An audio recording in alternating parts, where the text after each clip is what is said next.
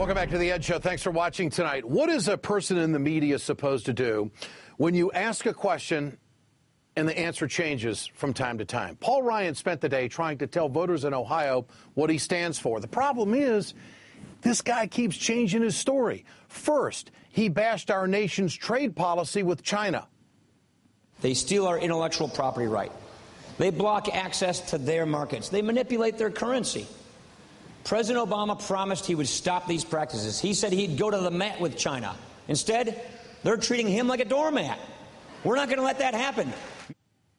But here's the problem. When Congress got a chance to crack down on China's currency manipulation, Representative Paul Ryan voted no. Ryan says he agrees with Romney when it comes to cracking down on China, but his voting record certainly says something very, very different. Ryan tried to score political points at campaign stops like this one in Warren, Ohio. He didn't answer any tough questions during lunch today. But in an interview with a local reporter in Cincinnati, Ryan struggled to stick to his story on the stimulus package. You had asked for stimulus money for your district. Is that accurate? No, Is that report accurate? I never asked for stimulus. I don't recall that. I haven't seen this report, so I really can't comment on it. Now, did you hear that? Ryan denies requesting stimulus money, then says he doesn't remember. Then he says he hasn't seen the report. And he said all that in less than 10 seconds. Here's the truth, my friends. The Boston Globe found 2 letters from Ryan requesting stimulus money for companies in Wisconsin. Tonight, Ryan released a statement saying his staff wrote those letters requesting stimulus money and that it should have been handled differently. Paul Ryan's been on the campaign trail for less than a week, and already he's struggling with the truth, and a staffer was requesting stimulus money. How does Washington work? Let's turn to John Nichols, Washington correspondent of The Nation magazine and author of Uprising. And also with us tonight, Ruth Conniff, political editor of the Progressive magazine. Great to have both of you with us tonight. Ruth, let me ask you first. How is this going to play out when Ryan stumbles over his answer on stimulus money and then throws it off on a staffer? It really goes right to the heart of the problem with Ryan. And this is something that we've seen in Wisconsin for many, many years. I mean, as you know, Ryan is a member of Congress from a very hard-hit industrial district, a district that's been afflicted by plant closings, as he was signing off on things like most favored nation trading status with China, as he was, opposing fair trade legislation in Congress.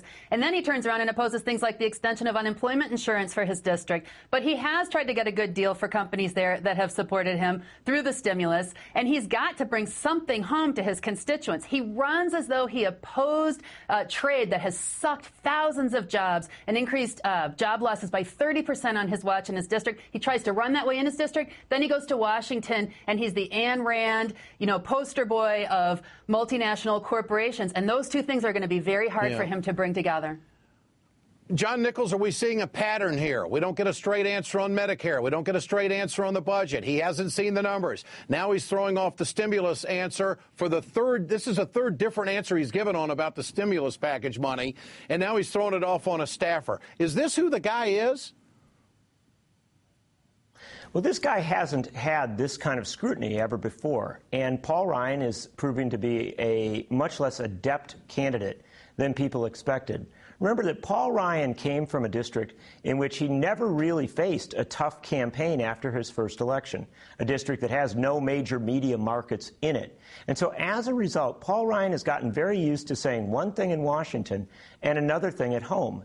Now he's being faced with real questions. And the fundamental question for Paul Ryan is, how can you be a fiscal conservative who voted for the bank bailout, the auto bailout, Medicare Part D, and all sorts of other spending plans whenever folks on Wall Street or in the pharmaceutical industry asked him to do it? And it was most frustrating today as he tried to paint himself as a tough on China, tough on trade politician. This guy has been begged by people in his district to vote the other way. They were out today, and he still keeps going free trade in Washington, but fair trade when he goes out to the country. Ruth, I found it interesting the other day when Mitt Romney said, well, he's on my campaign. In other words, clarifying, you better pay attention to what I'm saying and not so much, Paul Ryan. What'd you make of that? I think it's kind of an interesting problem for Mitt Romney. I mean, here he's got Paul Ryan, who is a very exciting candidate for vice president for the Republican base and for the far, far right. And at the same time, he is a champion of the policies that have hollowed out the middle class in this country. And that is a political problem that they face, trying to present this in a way that's going to win the election. And time's flying when we're telling the truth. John Nichols, Ruth Conniff, great to have you with us tonight. Appreciate your time. Next up, Tea Party Congressman Steve King says if Romney wins, he is going to be a player in the White House. I got commentary on that. Stay tuned.